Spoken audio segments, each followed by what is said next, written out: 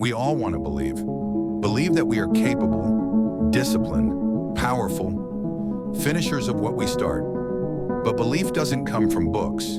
It doesn't come from words. And it certainly doesn't come from wishful thinking. It comes from one place only: a track record. This is a story not about talent, not about passion, but about a man who was tired of being tired. Not from doing too much, but from leaving too much undone. He was small, in his 60s, with quiet eyes. After the talk, he walked up and whispered, "I never finish anything. Always starting, always chasing, but never crossing the finish line." His voice trembled, not from age, but from years of promises made and broken. To himself, he asked for affirmations, a magic phrase. "I am a finisher. I complete what I start.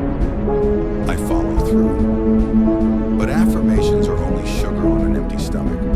What he needed was not to say he was a finisher, but to become one. So he was given a different kind of medicine, a notebook. At the top of the page, he wrote, "Things I've finished." Not dreams, not goals, proof. Small victories, tiny completions. No one saw him. No one applauded. But something sacred was happening. Every check mark, a brick, every page, a foundation.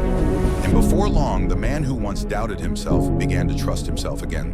Not because he told himself he was trustworthy, but because he proved it. You see, it's not the doing that makes us tired. It's the not doing, the half-finished, the undone. It clings to us like a fog. It haunts our sleep. Each unfinished task becomes a thief, stealing our focus, our energy, our confidence. We don't need more motivation. We need momentum. He didn't become a new man overnight, but every task he completed, every time he turned the page, he moved one step closer to someone he could be proud of. His notebook became a mirror, not of who he used to be, but of who he was becoming: a finisher, a builder, a man who followed through. This story isn't just his, it's ours, because we all carry a dozen half-built bridges in our lives, and sometimes the only way across is to start finishing. Not the big goals, not the resolutions shouted at midnight, but the simple things: the bed made, the dish washed, the call returned, the run completed.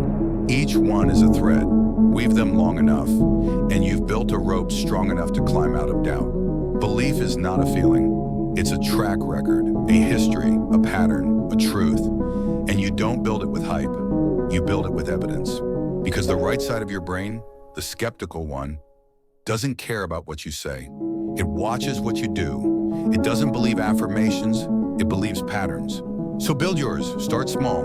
Finish today, write it down, and then do it again tomorrow. This is not about productivity. It's not about hustle.